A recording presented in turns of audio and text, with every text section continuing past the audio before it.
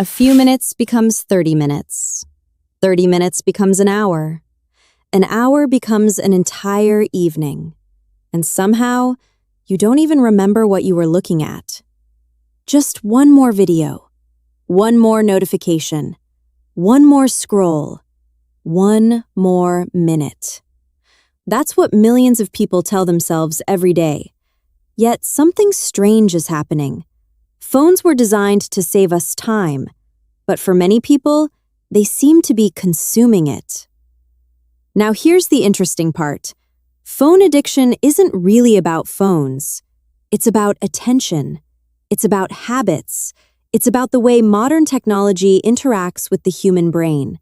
And once you understand that, everything starts making more sense.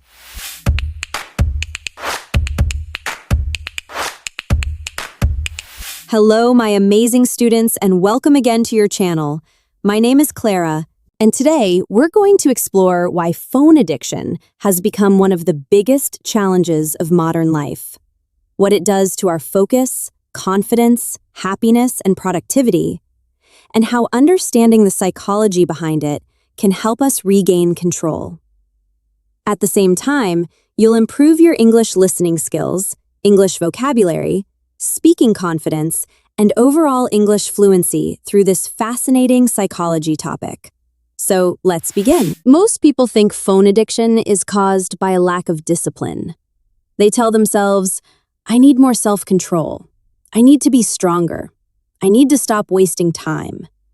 And while discipline certainly helps, the real story is much more interesting. Because your phone is not competing against your discipline. It's competing against your brain. And your brain never stood a chance. Now think about this. Some of the smartest engineers, psychologists, designers, and behavioral scientists in the world work for technology companies. Their job is not simply to build apps. Their job is to keep your attention for as long as possible. And they're very good at it. Now, imagine a casino. Every flashing light, every sound, every reward, every game is carefully designed to keep people engaged. Modern apps often use very similar principles: notifications, likes, comments, messages, short videos, infinite scrolling, all designed around one goal: keep the user coming back. Now here's something fascinating. Your brain loves novelty. It loves new information, new experiences, new surprises. Thousands of years ago, this was useful. Paying attention to new things helped humans survive. But today, that same instinct is being used against us. Every swipe offers something new: a funny video, a shocking headline, a message, a photo, a story. And because the next piece of content might be interesting, your brain keeps searching again and again and again. Now let's go deeper.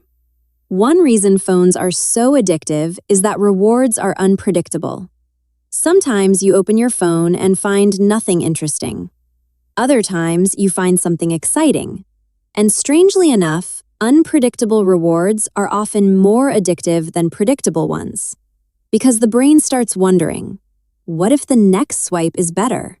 What if the next video is more interesting?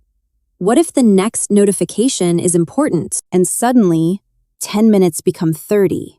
30 becomes 60, and an entire evening disappears. Now here's something important. Most people don't consciously decide to spend 3 hours scrolling. It happens gradually, one small decision at a time. I'll check my phone for a minute, then another minute, then another, and before they realize it, their attention is gone. Now let's connect this to English learning. Imagine someone wants to improve their English. They sit down to listen to a podcast. 5 minutes later, a notification appears. They check it. Then another video appears. Then another. Then another. An hour passes.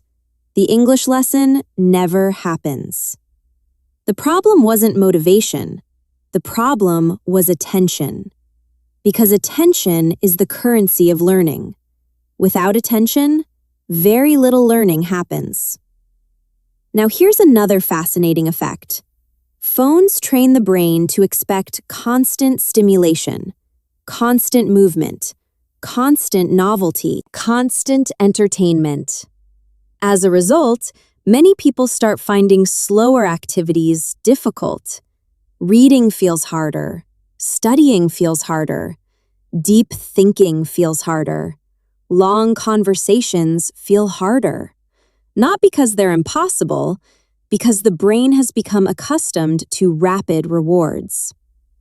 Now imagine someone spending years constantly switching between apps, videos, messages, and notifications.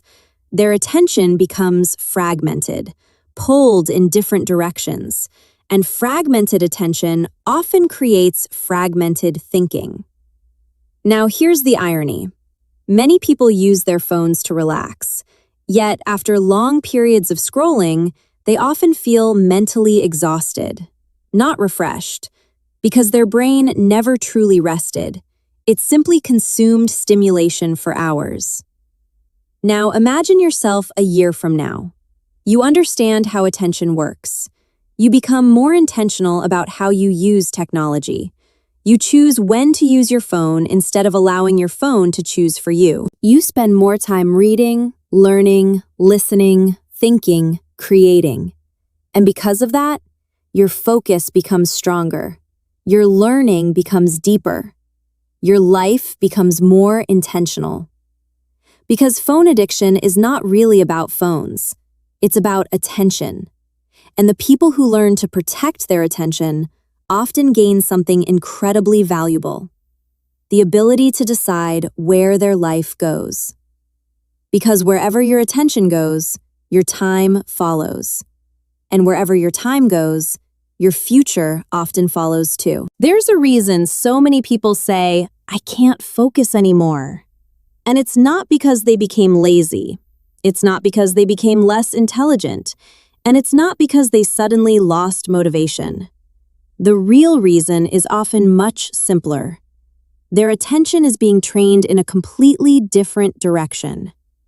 Now think about what happens when you use your phone. A message arrives, you check it. Then you see a notification, then a video, then another video, then a comment, then a headline, then another app. Within a few minutes, your brain has switched tasks dozens of times, and every switch comes with a cost. Because attention is not infinite. Now, here's something fascinating. The brain loves focus. When you're deeply focused on something, your mind becomes calmer, clearer, more effective. You learn faster, think better, remember more. But deep focus requires time. And modern phones constantly interrupt that process. Now, imagine trying to read a book while someone taps you on the shoulder every 30 seconds. You'd probably become frustrated. You'd lose your train of thought. You'd struggle to stay immersed. That's exactly what constant notifications do to the brain. They interrupt concentration before it has time to develop. Now let's connect this to English learning. Imagine you're listening to an English podcast. For the first few minutes, your brain is adapting, recognizing patterns, following ideas, building comprehension. Then your phone vibrates. You check it. A minute later, another notification appears. Then another. Suddenly, your attention is scattered, and scattered attention makes learning much harder. Because language learning requires immersion, and immersion requires focus. Now here's another important effect. Phone addiction often reduces tolerance for boredom, and that matters more than most people realize, because many valuable activities begin with boredom. Reading, studying, learning a language, writing, thinking deeply. All of these activities become rewarding after your attention settles. But if the brain constantly expects instant entertainment, it becomes harder to stay with slower activities long enough to enjoy them. Now imagine a learner trying to improve their English. At first, listening practice feels challenging. The brain wants stimulation. It wants quick rewards. It wants novelty. But if the learner stays with the podcast, something interesting happens. The brain adapts. Focus improves. Understanding improves. Learning accelerates. The difficulty was temporary, but many people never stay long enough to reach that stage. Now here's something even more interesting. Phone addiction doesn't only affect productivity, it can affect happiness too, because comparison becomes constant. People see other people's achievements, other people's vacations, other people's success stories, other people's highlights. And after hours of scrolling, many start feeling like their own life is less exciting, even when nothing is actually wrong. Now think about how strange that is. A device designed to connect people sometimes leaves people feeling more disconnected. Not because technology is bad, because excessive use changes perception. Now here's a powerful realization. Attention is one of the most valuable resources you own, more valuable than many people realize.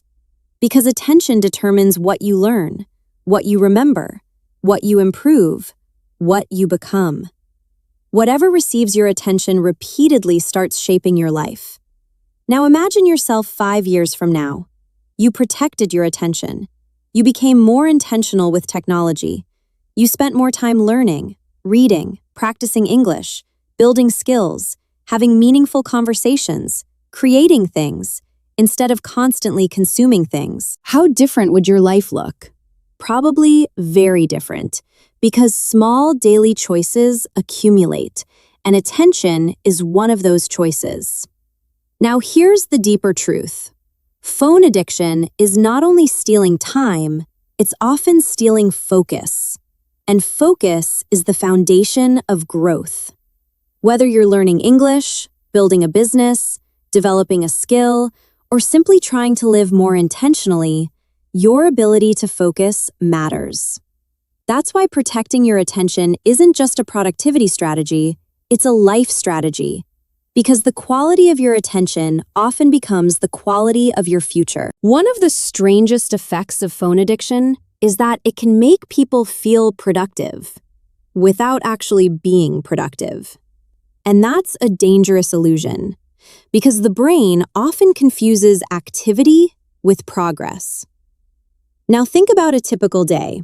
You answer messages, check emails, watch videos, read comments, open apps, scroll through social media, respond to notifications. By the end of the day, you've been busy for hours, very busy. Yet when someone asks, "What did you actually accomplish today?" the answer is often unclear. And that's because being busy and being productive are not the same thing. Now here's something fascinating. The brain loves the feeling of completion. That's why checking notifications feels satisfying. Replying to messages feels satisfying. Refreshing apps feels satisfying. Each action gives a tiny sense of accomplishment, a tiny reward, a tiny feeling of progress. But many of those actions don't move your life forward in any meaningful way. Now imagine two people. The first spends 3 hours scrolling, checking notifications, and consuming content. The second spends 3 hours learning a skill, reading, practicing English, or creating something valuable. Both were active, both were doing something, but their results will be very different. Because activity alone doesn't create growth. Intentional activity creates growth. Now let's connect this to English learning. Imagine a learner who spends 2 hours watching random English videos, jumping from one video to another, watching 20 seconds here, 30 seconds there, never focusing deeply, never engaging fully. At the end, they feel busy. They spent 2 hours with English, but how much did they actually learn?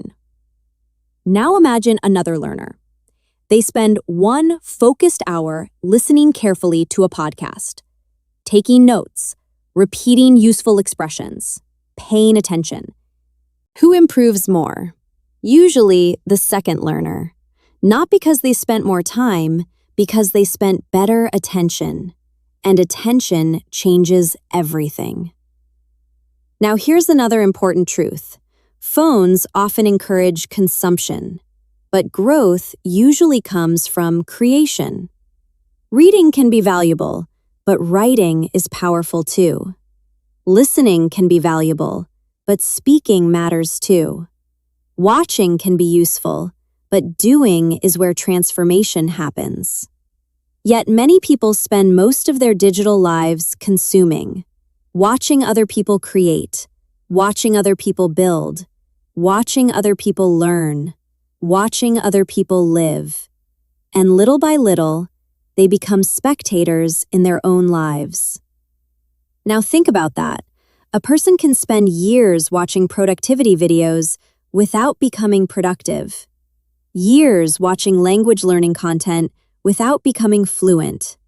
Years watching motivational content without changing anything. Because information alone doesn't create change. Action does. Now here's something many successful people understand. Learning and entertainment feel similar, but they're not the same thing. Both involve screens, both involve content, both involve attention. Yet one creates growth. The other simply passes time. And if you're not careful, it's easy to confuse them. Now imagine yourself at the end of a week. Would you rather say, I consumed a lot of content, or I built something, I learned something, I improved something, I practiced something? Those outcomes create a very different future. Now let's go deeper. Phone addiction often steals small moments. 5 minutes here, 10 minutes there, 15 minutes somewhere else. Individually, those moments seem harmless, but together, they become hours, days, weeks, months, and eventually, years. That's why attention matters so much, because life is often shaped by small, repeated behaviors, not dramatic events. Now, imagine yourself 1 year from now. Instead of automatically reaching for your phone every time you're bored, you sometimes read. Practice English, reflect, learn, create, have deeper conversations. Protect your attention. Those small choices may not feel important today, but over time, they compound. Just like phone habits compound, and eventually, the results become impossible to ignore. Because the real danger of phone addiction isn't that it makes people lazy. It's that it makes people feel productive while quietly distracting them from the things that truly matter. And once you understand that, you begin looking at your attention very differently, not as something to spend carelessly, but as one of the most valuable investments you'll ever make. There's another consequence of phone addiction that many people don't notice immediately. Mental exhaustion. Not physical exhaustion, mental exhaustion. The kind where your body is sitting still, but your brain feels tired. And honestly, this confuses a lot of people because they spend hours scrolling on their phone, hours sitting on the couch, hours consuming content. Yet somehow, they still feel drained at the end of the day. Why? Because the brain was never truly resting. Now think about what happens during a typical scrolling session. Video, message, photo, notification, headline, comment, advertisement. Another video, another message, another notification. Your brain is constantly processing information, constantly switching attention, constantly reacting. And all of that requires energy. Now, here's something fascinating. The human brain evolved in environments that were relatively slow. For most of human history, People weren't exposed to thousands of pieces of information every day. But modern phones can deliver more information in an hour than our ancestors encountered in days. And that creates a completely new challenge: information overload. Now imagine trying to have 10 conversations at the same time. That's impossible. Yet many people are doing something surprisingly similar every day.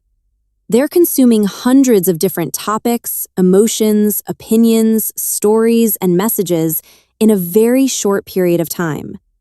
And eventually, the brain becomes overwhelmed. Now here's another important effect. Phones often keep the brain in a state of anticipation, waiting for the next notification, the next message, the next update, the next piece of content. And anticipation creates tension, even if you don't consciously notice it. Now imagine checking your phone every few minutes, not because something important happened, but because something might have happened. That habit slowly trains the brain to remain alert, always checking, always expecting, always scanning. And constant alertness is exhausting. Now let's connect this to anxiety. Many people believe anxiety comes only from major life problems, but sometimes anxiety grows from constant stimulation. The brain never gets a chance to slow down, never gets a chance to process, never gets a chance to rest. Instead, it's continuously receiving new input, and eventually, mental fatigue appears. Now here's something interesting. Silence has become uncomfortable for many people. Waiting in line? Phone. Riding the bus? Phone. Eating alone? Phone. 5 free minutes? Phone. Many people have lost the habit of simply being alone with their thoughts. And while phones can be useful, constant stimulation can reduce our ability to tolerate stillness. Now think about English learning. Real improvement often requires focus, patience, deep attention. Yet phone addiction encourages the opposite: constant switching, constant interruptions, constant novelty. And those habits can make language learning feel more difficult than it actually is. Now here's another hidden cost: sleep. Many people use their phones late at night. One video becomes 5 become 20, and suddenly it's much later than expected. The next morning, they feel tired, their concentration drops, their memory becomes weaker, their motivation decreases. And because learning depends heavily on energy, progress slows down. Now imagine yourself one evening. Instead of spending the last hour before bed scrolling endlessly, you read a few pages, listen to a podcast, reflect quietly, or simply allow your mind to slow down. The next day often feels different, clearer, calmer, more focused. Because rest is not just the absence of work, rest is the absence of constant stimulation. Now here's a powerful realization. Many people are not as tired as they think. They're overstimulated. Their brain hasn't had enough space to recover, enough space to think, enough space to breathe, enough space to be present. And that's why reducing phone addiction can feel so transformative, not because phones are evil, not because technology is bad, but because your attention and mental energy are valuable.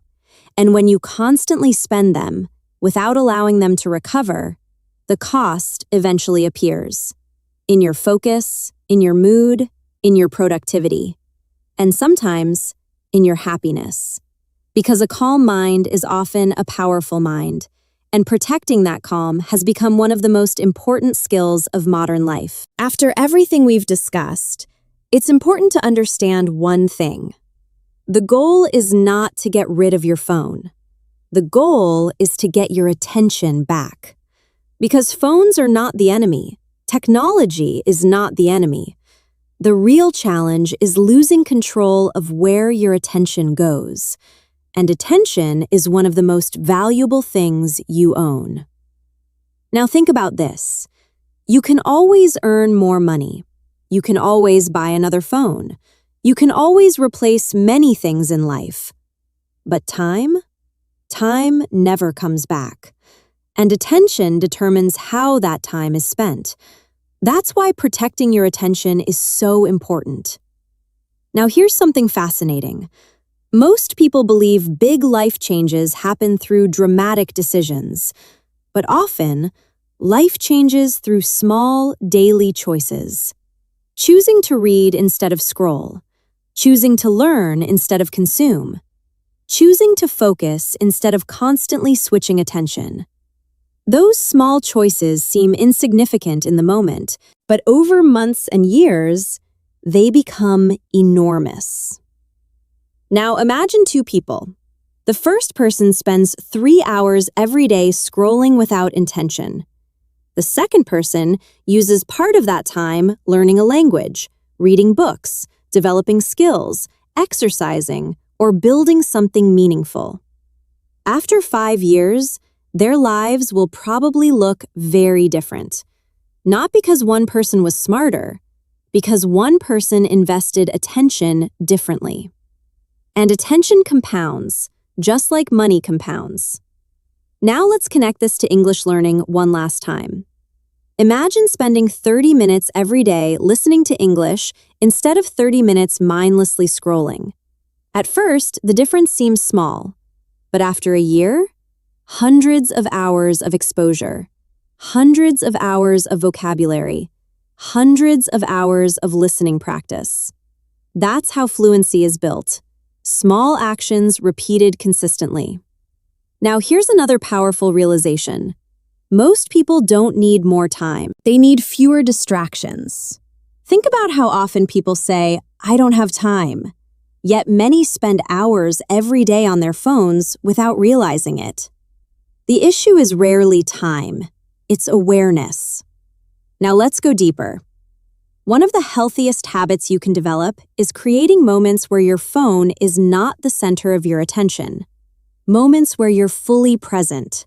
Reading, walking, talking to someone, learning, thinking, observing the world around you. At first, this can feel uncomfortable because the brain has become accustomed to stimulation. But eventually, something interesting happens. Your focus improves. Your mind becomes calmer. Your thoughts become clearer. And your ability to enjoy simple moments returns. Now here's something important. You don't need perfection. You don't need to throw your phone away. You don't need to disappear from technology. You simply need intention. Using your phone instead of being used by it. Choosing where your attention goes. Choosing what deserves your time. Choosing what deserves your energy. Because every day, your attention is voting for your future. Every video, every habit, every activity, every choice, a vote. And over time, those votes determine the direction of your life. Now imagine yourself 1 year from today. You still use your phone, but your phone no longer controls your day. You spend more time learning, more time creating, more time improving yourself, more time focusing on things that matter. And because of that, you feel different, more present, more productive, more focused, more intentional. Not because your phone changed, because your relationship with it changed. And that's the deeper lesson of this entire episode. Phone addiction is not really about technology. It's about attention. And the people who learn to protect their attention gain something incredibly valuable. The ability to decide what shapes their mind, what shapes their habits, and ultimately, what shapes their future. Because wherever your attention goes, your life tends to follow. So choose carefully. Your future is listening.